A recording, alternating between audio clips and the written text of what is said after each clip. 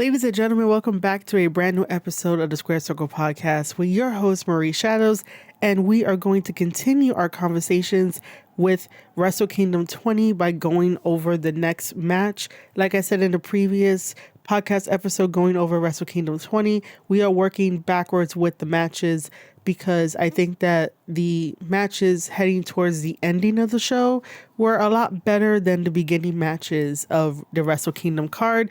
And thankfully, we did not do no stupid 2-night event where it's Wrestle Kingdom and Wrestle Dynasty or whatever AEW has created for their own spotlight. Because again, you're not supposed to be riding the coattails of New Japan Pro Wrestling in a partnership. If you wanted to do a joint thing, it should have been a joint thing. But that second show, what was it, like last year? It should have been last year, because this year they have 46,913 fans in attendance in the Tokyo Dome. Last year it was like 24,000, 26,000, at least 25 to 26,000 for New Japan Pro Wrestling and 24,000 for AEW.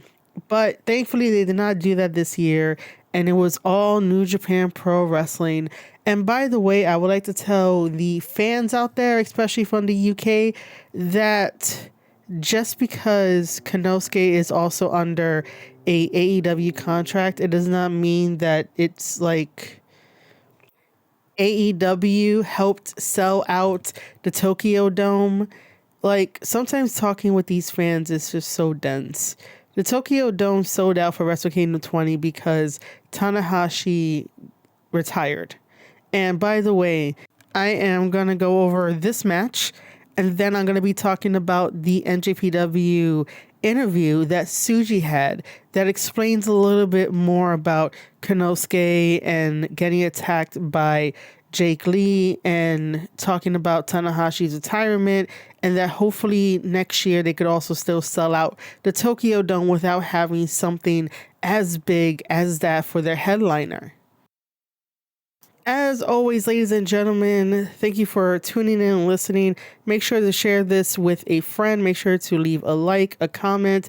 You can leave comments on Spotify. You could also participate in the polls on Spotify as well. You can leave a comment on YouTube. You can leave a comment on the Substack newsletter, marieshadows.substack.com. You could also leave me a comment on Rumble. You can leave me a comment on Patreon. You can leave me a comment on Twitter at Marie_Shadows.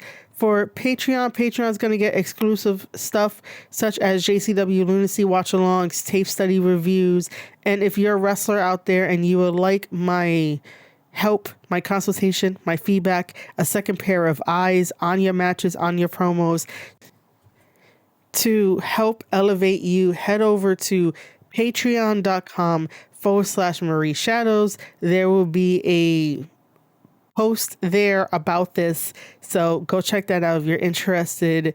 The wrestler that I helped out recently is the Big Bad Kaiju, O'Shea Edwards, so that video will be up too, so you can see what kind of feedback I give, what kind of detailed notes I take, and every single match that I am going over, I always take notes. I always have some type of breakdown, so that way I know what I'm talking about and I can explain stuff further. So that way new aspiring wrestling people, athletes, fans, whoever, can definitely get a clearer picture and appreciate professional wrestling a little bit more. So let's jump into Tsuji versus Konosuke for the IWGP World Heavyweight Championship title and the Global Championship title. This is winner take all. And by the way, this isn't a spoiler. We're just going to say it right out, just like almost 5 minutes in, that Tsuji is our IWGP champion. He is my IWGP champion. I wanted Tsuji to be champion ever since he came back from Excursion and he was facing Sonata when Sonata was champion at that time. And the only reason why I wanted Tsuji to become champion at that time is because it felt right. There was just a different twist in the atmosphere for him to become champion, and I would have definitely probably shotgun that idea to be like, let's pull the trigger on this. Please do not get triggered by any of those words. If you do, that's on you.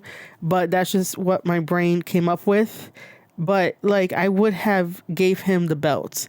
However, thinking about it now, it probably wouldn't have not been a good idea. But Tsuji has always carried himself as a very confident young man that knows what he wants and basically tells you how it is. So I would have definitely allowed him to continue with that confidence that he has, and definitely would have been champion and dethroned Sonata at the time. But that was a damn good match. Sonata versus Tsuji, fantastic. And by the way, Tsuji versus Konosuke. You guys are not going to hear me rant about Konosuke.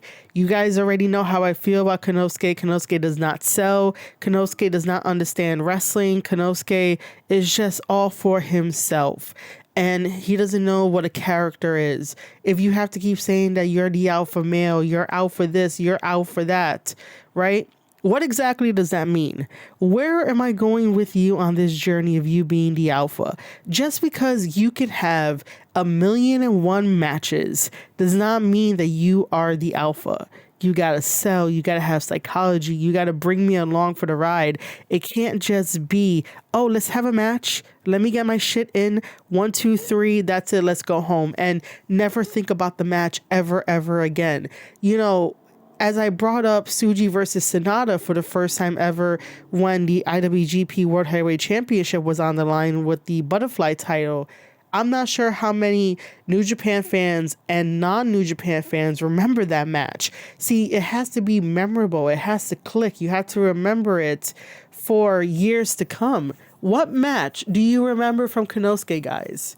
Drop it down in the comments below. Like, seriously, what matches do you really remember that stick out that are like, oh, that's a damn good match?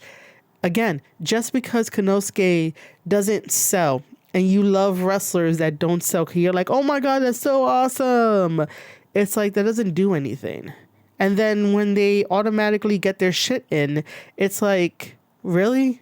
Like, hello? This is not how a match is supposed to work.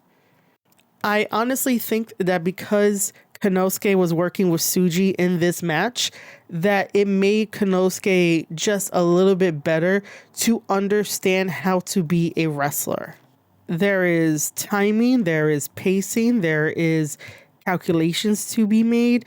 And most of the time when I see a Konosuke match, I don't really see any of that when his opponents are there, because when it comes to Konosuke being in AEW with the AEW wrestlers, and let's just say he's fighting Kyle Fletcher, because I know like that happened before, or whoever he's fighting, the wrestlers in AEW make sure that 100% of the time that their matches are 50-50. You cannot have wrestling matches that are 50-50 100% of the time. But I really do feel like when it comes to AEW and their match planning, the matches are 50-50 rather than a little bit of struggle here, a little bit of struggle that somebody might get the advantage for a while, and then we have the hot comeback. And there's nothing wrong with having a hot comeback, even though WWE does it no matter what, and they set up the formula. It is okay to take the blueprint of someone who is successful and use it to your advantage, and twisting things here and there and changing things here and there. But if the formula works, don't try to reinvent the wheel. It's like, for example, we know how fire is created. Don't try to reinvent fire because you want to be so innovative that it blows up in your face. All pun intended. Sometimes you don't need to reinvent the wheel. You don't need to be like, hey, look at me, people, look at me. You can put on a damn good match with the formulas that you already know, and you'll get a better reaction. Of course, you'll have some negative Nancy out there being like, oh my God, we've seen this before. And I've been like that too. I'm like, yo, we've seen this before. But the only reason why I would say it is because there's nothing fresh about it. It's just like, all right, let's just do this again and again. Let's just do this match gimmick. Let's just do the same thing what we did last week. But for doing something that someone else has already done, sometimes you don't need to reinvent anything. It just depends on what kind of story you want to tell inside this match. Remember, guys, in-ring storytelling is the point of professional wrestling as well. It is a lost art because the modern day wrestler wants to get their shit in no matter what. They're like, hey, I want that 15 minutes of fame to go viral on the internet, whether that's on TikTok, Twitter, Instagram, YouTube Shorts, something else. They want that 15 minutes of fame, but they're going to be 15 minutes of forgotten. You don't want to be 15 minutes of forgotten. You don't want to be 3 minutes of forgotten. You want to make sure that you give the fans memories, core memories. You want to give them a good experience, a good time. You better learn how to tell a story in the ring. So as I say that, the opening of this match between Tsuji versus Konosuke is chain wrestling. Both of these guys get backed up into the ropes. You know, when they get backed into the ropes, the referee calls for a break, a clean break. And we do get a clean break. However, Tsuji is feeling himself and freaking confident no matter what, and is all like daring Konosuke to hit him in the face. There we go. There is our initial point of the storytelling inside the ring. Tsuji with his overconfidence, because he does this the majority of the time in his matches, because he knows that he's that damn good. He got trained in Mexico during his excursion. And yes, Tsuji is a damn good wrestler. Like, I am in full support and in cheerleader mode for Tsuji. I really would like to become his friend somehow. I don't know how. But Tsuji always does this. He has a chip on his shoulder. Even when he gets knocked down a peg and he loses a match, he understands why he loses a match, but he still has that chip on his shoulder. So again, he tries to dare Konosuke to hit him. This is interesting. Konosuke does not fall for it. Konosuke does not go into the dare to attack Tsuji. He backs off, which is kind of like, hey, what are we doing? At this moment, you could definitely say that Konosuke is playing chess, while Tsuji is playing checkers at this point. So, after Konosuke backs off, we get back into wrestling. Then we get Tsuji slapping Konosuke, and there's a huge punch in the gut, a hurricanrana to Konosuke, and a flying forearm to Tsuji that Konosuke does. Right now, in the opening moment of the match, both of these guys are equal, exchanging blows and countering and doing what they do best is hard hitting. So they're basically even at this moment. Tsuji does his combo. Konosuke kicks out of that. We get the suplex by Konosuke, and Tsuji ends up getting a stinger, which basically he explains this in his NJPW interview, that when Konosuke did the suplex and or brainbuster, I think it was the brainbuster, Tsuji came down on his nerves towards like his shoulder, upper neck area, towards the back, and started to feel the pins and needles in a way. He started to feel the effects of it, and that totally messed up his pace for the match. That's what he explains in the interview. So I wrote it down as Tsuji has a stinger. Konosuke comes in with a DDT on the apron. Guys, please stop doing apron bumps. We need to think of longevity here. And throws Tsuji into the guardrail and then a big boot. Right now, Konosuke has the advantage because Tsuji got hurt with that brainbuster, and I thought that was gonna be the end of this match. Not like so quick at the end of the match, but just because Tsuji was suffering, I was like, oh my god, no, Konosuke is gonna become double champion, and I don't want Konosuke to be double champion because, as you guys know, Konosuke wasn't my IWGP champion, the same way that when Moxley got the IWGP champion, he was never my champion either. So seeing Tsuji in that pain, I was like, oh my god, man, no, this can't be happening. But Tsuji is a trooper. Tsuji ends up eventually flying out to the ring to hit Konosuke in one of his high-flying moves. And then Tsuji did Konosuke's finisher. No sell Konosuke for the Gene Blaster.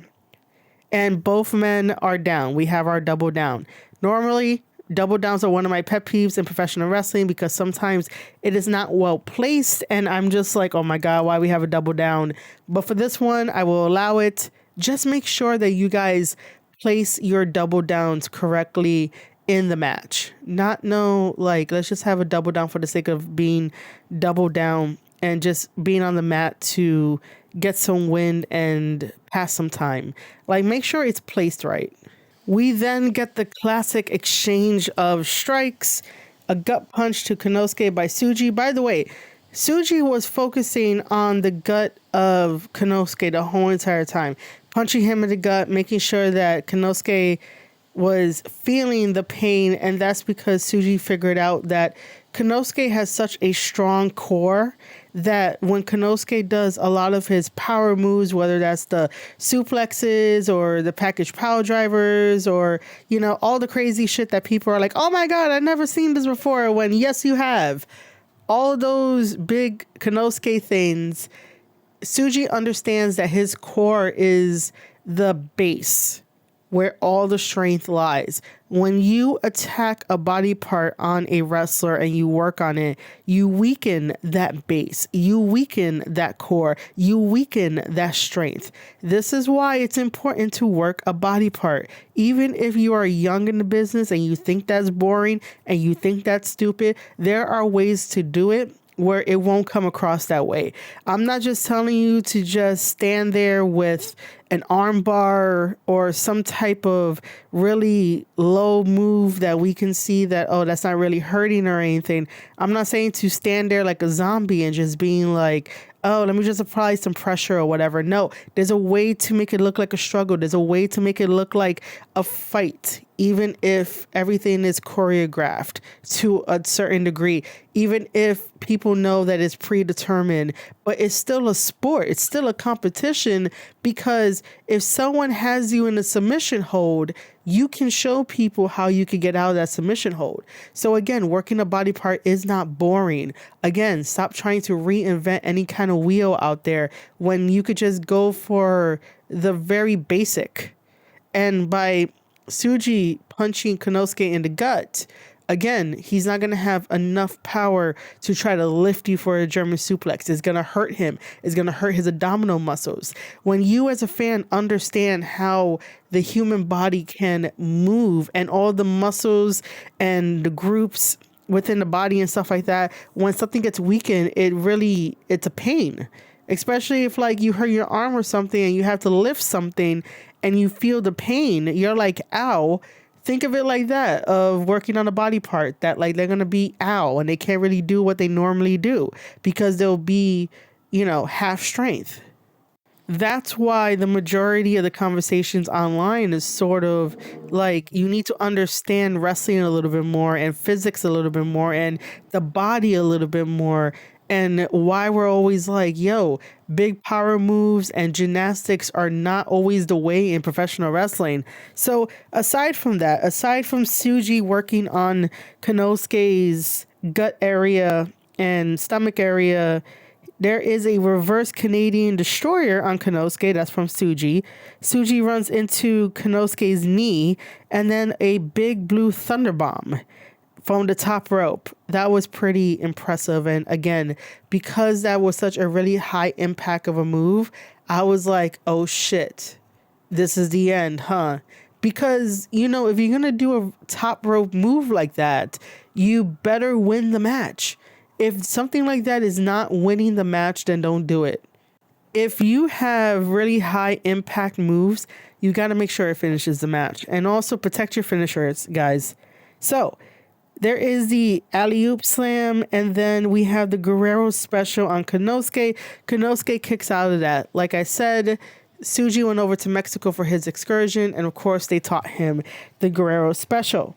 Top rope dive, thunder bomb. Tsuji kicks out of that. We get power. I don't know why I put power. Power dive. A pin. Tsuji kicks out. And then finally, Tsuji ends up putting the Boston Crab on Konosuke. That was the whole entire thing. So in New Japan Pro Wrestling, when you are a young lion, before you get to graduate and try to create your own character and your own style, you learn the young lion way, which is basically a very highly intense training, and your finisher is the Boston Crab. And we've all seen the Boston Crab. It is very simple. And that is what they teach the young lions. That Boston Crab has not left Tsuji. Tsuji uses that from time to time, and he used it in this match against Konosuke with a beaten up gut to get the victory and become a double champion. Tsuji right now is sitting at the head of the table in New Japan Pro Wrestling as our IWGP heavyweight champion and global heavyweight champion. Tsuji was awarded and approved to bring back the version 4 New Japan Pro Wrestling belt. The version 4 heavyweight belt is way better than that butterfly looking belt, and the version 4 has a lot more prestige. And Tsuji is such a great friend and such a great loyal person on the roster with a big heart that he thought of Tanahashi and wanting to have Tanahashi's incredible reign as champion intact, so that way the lineage can continue to go on with version 4 of the heavyweight championship title. And that is just amazing. So yes, while you guys know that Konosuke just rubs me the wrong way, especially with his way of thinking of what wrestling is, which he doesn't have a clue. Whenever he talks about wrestling, he wants to make wrestling his own image, and to him, it just feels like it's just matches. Well, Konosuke, what else can you do? What else can you tell me? At least Tsuji can articulate his thoughts, and I could get an understanding and try to find some common ground and be like, oh yeah, we think the same. Oh yeah, that makes sense. Oh yeah, that's good. You know, Tsuji is able to tell you exactly what he thinks. He's able to articulate it. For some reason, Konosuke can't. And it's like, bro, I know you can. I just don't understand Konosuke's version of what he wants wrestling to be, what he wants New Japan Pro Wrestling to be. That he says it all the time that you guys ain't seen nothing yet, or you haven't seen this yet, or, you know, we're going to make it in this image that you never seen before. You never seen this before. And it's like, what does that mean, sir? What does it mean that I've never seen this before? If you're not going to articulate what it is, just don't say those phrases. Oh, you never seen anything like this. Of course I haven't. I don't know what you're talking about. So yes, Tsuji did a very wonderful job in this match. Konosuke did too. This was an actually good match. So let me go over the NJPW interview just very, very quickly. I was reading the NJPW interview they did with Tsuji, and I did a little write-up on marieshadows.substack.com talking about Bullet Club and the new stable now Unbound Co. And then if you want to believe any of the dirt sheets on Twitter about almost everybody's contract almost being up and the potential of damn near everybody going to WWE. So I was just wondering what made the decision to have Unbound Co., which is now the big group of AKA unaffiliated, AKA LIJ, and Bullet Club. So they congratulate Tsuji on becoming the champion, which was fantastic. And Tsuji went on a little EMD, an electric, like techno festival that they have in Japan, which is mad cool. So he talks about that. So the interviewer asks, did you feel that Konosuke represents a different style in the ring? And Tsuji said, I did, but at the same time, Konosuke is contracted to NJPW in part, and he has his own vision of what NJPW is or should be. So it wasn't a match about either one of us being right or wrong. It was about those philosophies colliding and seeing which one won. And that made the match a great one, I think. And I just wanted to elaborate on this because, again, Tsuji and I think very similarly when it comes to professional wrestling. There are a lot of philosophies that do clash within professional wrestling, And sometimes it's not about being right or wrong. It's about the principle and it's about the foundations of what makes good professional wrestling for you to remember it. So essentially, professional wrestling is still sports entertainment. You have the sports and athletic side, the matches, and then you also have the entertainment side where you're telling the story not only inside the ring, but also backstage segments and a bunch of other things that make it entertainment. So the only reason why now in 2026 in the modern era that it's a lot of different philosophies that are clashing is because people want their own agenda, people want their own space, and people think that underprivileged, marginalized people are not seen. And they are. It's just that it doesn't sell. You got to remember that when you are on national television, you have to abide by the rules of television, the rules of the networks, the rules of everything else. On the indies, not so much. Maybe you do, maybe you don't. But it's not really enforced. But if we're really talking about this on a real talk level, the majority of the modern day wrestlers want to be their own main character. And sometimes you cannot be your own main character.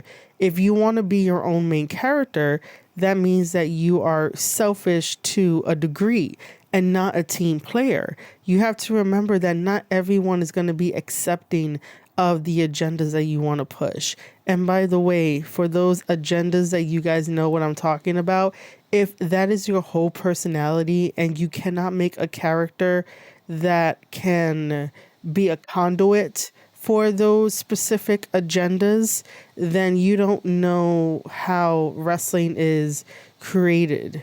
Because it's like if you got booked for a Broadway play, you are playing a character, you are a conduit of that character that they're telling you to play. And sometimes that character that you're playing may bring up issues that we talk about, but we talk about it in a way where people can digest the information and not be so completely turned off from the information if it does not align or agree with the way of thinking that they already have, if that makes sense. There is good entertainment, there is good storytelling, especially when it's not all up in your face. And that kind of storytelling gives you the room and the grace to accept what you want to accept.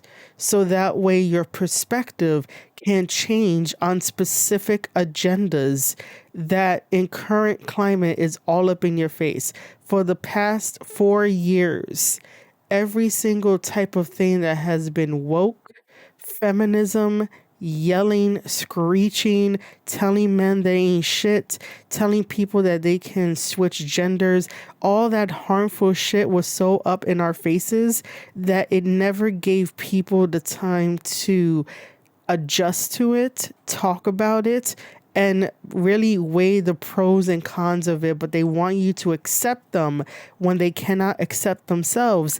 And then that seeps into wrestling because essentially wrestling is cosplaying and bringing these issues to light, which again, I have no problem with, but you have to do it correctly. You can't just be like, hey, this is my philosophy on wrestling. I want to make everything gay. You can't do anything about it. And it's about me, and me.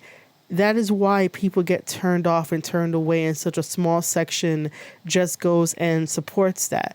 Now, I know I probably went off on a different type of tangent, and it's probably not towards what Tsuji is talking about, but the idea of having different types of philosophies colliding, it's because of that. It's because people want to be the main character rather than trying to be like, well, this is the philosophy that I believe in, that matches are more than story, which by the way, I don't, but I'm using it as an example that people believe that matches matter more, and then they wonder why they're not booked. They wonder why they don't get the tryouts that they want to, because you still have to be an all-around person to essentially be like, hey, I could do whatever you ask me of.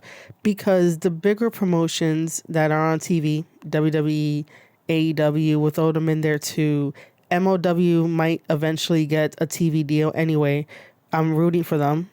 Nothing is confirmed. I don't know anything. I'm just really putting it out there into the universe that eventually they will get a TV deal because they're in South Carolina. But regardless, that like these companies are on TV and you have to be a team player and you have to just go along with it and be adaptable. If they're telling you to play a certain character, play it to the best of your ability. They don't care about anything that you want to push onto other people. Just do what is asked. And even though that might seem very constrictive, it is, but they will allow you to start doing what you do best. When you are adaptable, you show them that you can be trusted to start doing your own type of character work, your own type of promo work, and your own type of storytelling. So you have to be adaptable, a team player, and understand the role, the nature. And yeah, it's probably not going to feel good for the first couple of years, but it is going to be rewarding in the end.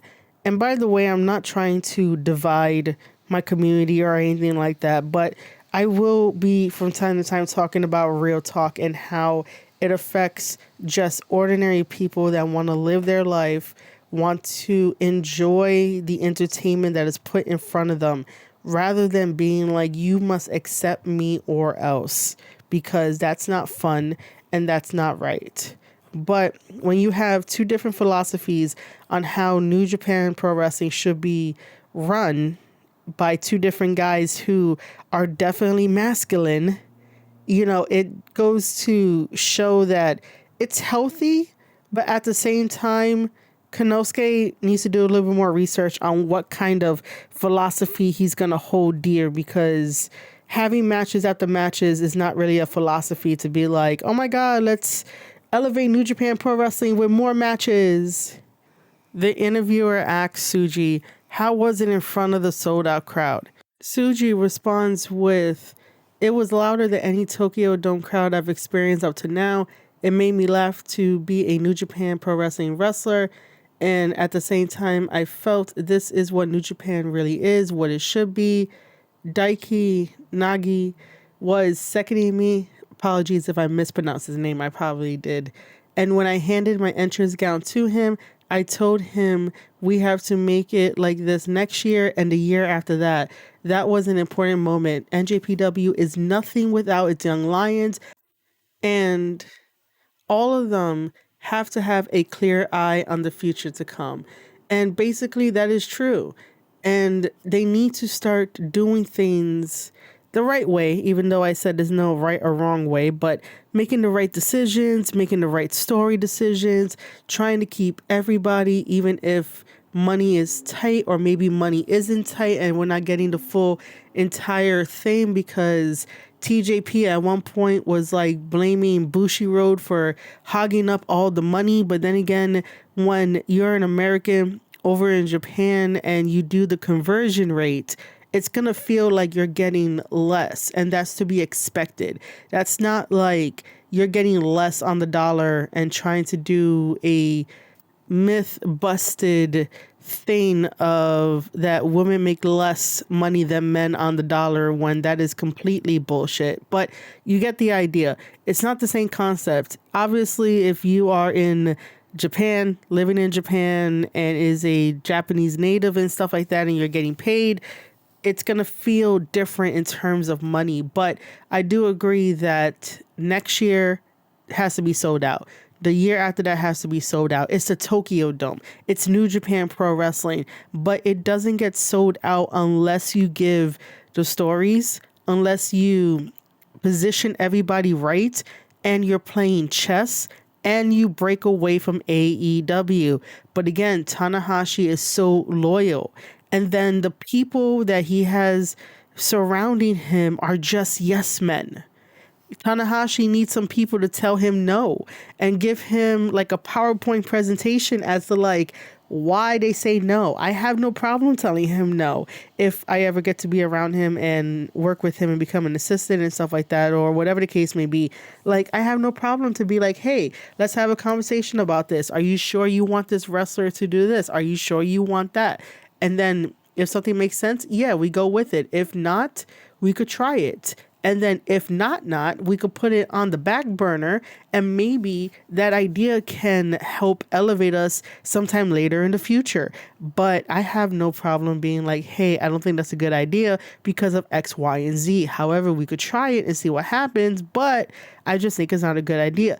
Everybody is using Tanahashi, and I'm not sure if Tanahashi realizes that he is being used. That's why sometimes, even though I love Japan and I love the Japanese wrestling, the anime, the aesthetics, and really wish Japan well, sometimes you might have to adapt an American way of thinking of that. This person is using me, this person is using me, this person only wants me for my loyalty and only want me for this, but he's not giving anything back in return. If AEW and Tony Khan is not giving Tanahashi and New Japan anything, I think it's best you stop being loyal to a man who doesn't give a shit about you. The interviewer goes, it was a fantastic back and forth bout with Konosuke. What in the match really stood out to you? And this is where Tsuji explains his shoulder neck thing. He says, near the start of the match, I took a brain buster and felt fire from my neck down my arms. That really messed with my pace. And that's why I was like, oh no, Tsuji's not going to win. But luckily he did. Tsuji does think that Konosuke is a great rival to have, and that's why he's hoping that he comes to New Japan more. And maybe that's for the best, because like I said, this match was really good. It was decent. It had a story. They were following Tsuji's lead, and it made Konosuke look a lot more better than what I've seen in the past. For some reason in AEW, Konosuke is just like, I'm just going to no-sell and get my shit in. But at least with this match with Tsuji, because he sort of did the same thing in the previous matches when he came to New Japan Pro Wrestling by just no-selling and getting his shit in. At least with Tsuji was like, bro, we got to actually have a match. Like, we got to plan a match for Wrestle Kingdom. So who knows? Maybe in New Japan, it will just look a lot better for Konosuke. The interviewer asked Tsuji, what was the thought process behind wanting to win with a Boston Crab instead of the Gene Blaster? Tsuji says, that goes back to what we were talking about in the beginning about the essence of New Japan Pro Wrestling. That hold is something that's gone down through the generations since Inoki. And in the end, like the squats and the push-ups, it's a hold I've practiced tens of thousands of times. So right after Tsuji wins and becomes the double champion, here comes Jake Lee. And spoiler, not spoiler, we'll get to it soon, that Jake Lee joined up with the United Empire. This is why I need to have like just a podcast episode again dedicated to the United Empire. And the title was something like, what the fuck is happening with the United Empire? Because my God. So Jake Lee, as much as I like the character of Jake Lee, it was very unfortunate that he was out with an injury for like close to like a year and some months because he hurt his bone in his leg. I can't remember exactly what it was, or like his kneecap or something, or fracture it. And, you know, you gotta be very careful with that kind of stuff. But his matches, I haven't really seen a lot of Jake Lee's matches, but his character work is amazing. His character work is amazing.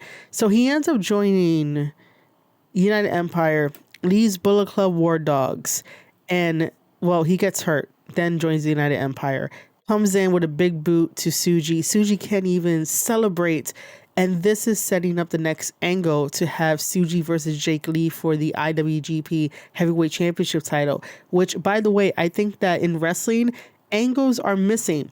The next person to set up the next championship match is missing. Those kind of things are missing. So it was a breath of fresh air to see this, even though my lovely Tsuji got hit with a big boot and didn't get the chance to celebrate enough.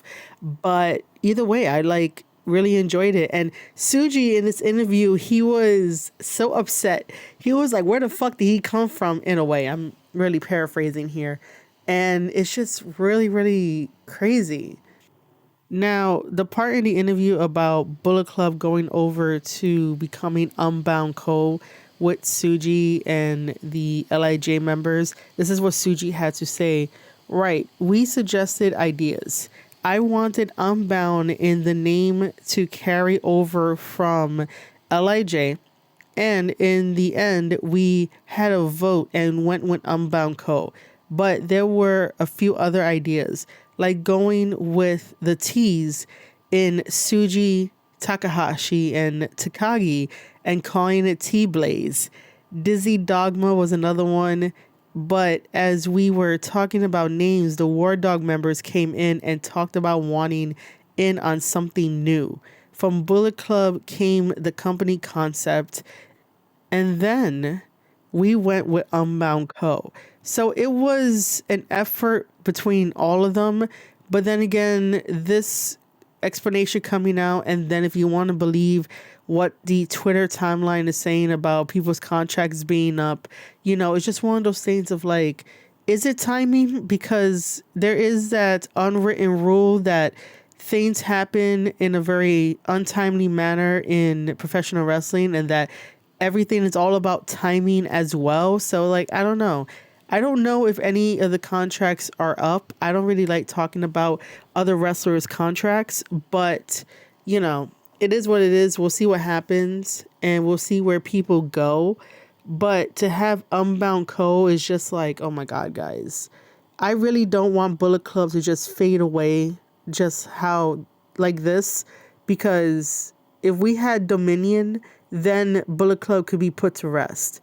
But to do it this early before Dominion, before May of 2026, to celebrate 14 years of the Bullet Club and finally putting it to rest, again, I don't want Bullet Club to just fade away. So I did a little write-up on marieshadows.substack.com that I will be linking down in the description box below. Go check that out for extra content and have a conversation with me in the comments. As for anything else that I want to talk about, Tanahashi did give him the approval, Tsuji, about, you know, bringing back the belt to honor Tanahashi and to honor everything else. And it's just really great to see an actual champion be a champion of New Japan Pro Wrestling. And it is Tsuji's time. It really is. I am so proud of Tsuji. I'm so proud of New Japan Pro Wrestling making the right decision. Now, if they could just get away from AEW, it would be fantastic. Hell, MOW treats New Japan Pro Wrestling way better than Tony Khan and AEW. And I say that from experience. Okay, I say that from experience. Even though one day I want Kenta to be MOW champion, either way, MOW treats New Japan Pro Wrestling way better than AEW. Ladies and gentlemen, as you know, Tsuji is our IWGP heavyweight champion and global champion. His upcoming defense on February 11th will be against Jake Lee. Jake Lee joined the United Empire, so I will be reviewing that match. And for the sake of this match for Wrestle Kingdom 20, Tsuji defeats Konosuke. Konosuke was actually decent in this match. And thank you all for listening to this episode of the Square Circle Podcast. Do not forget to like, subscribe, share it out, leave a comment, participate in the polls. It will be on YouTube, Substack, Spotify, anywhere you get your podcasts from. Leave a comment. We'll chat about it. We'll talk about it. Head over to patreon.com/Marie Shadows for more content and more stuff. You know where everything else is at. I love you guys. You have been listening to an episode of the Square Circle Podcast, and I will see you guys on the next one.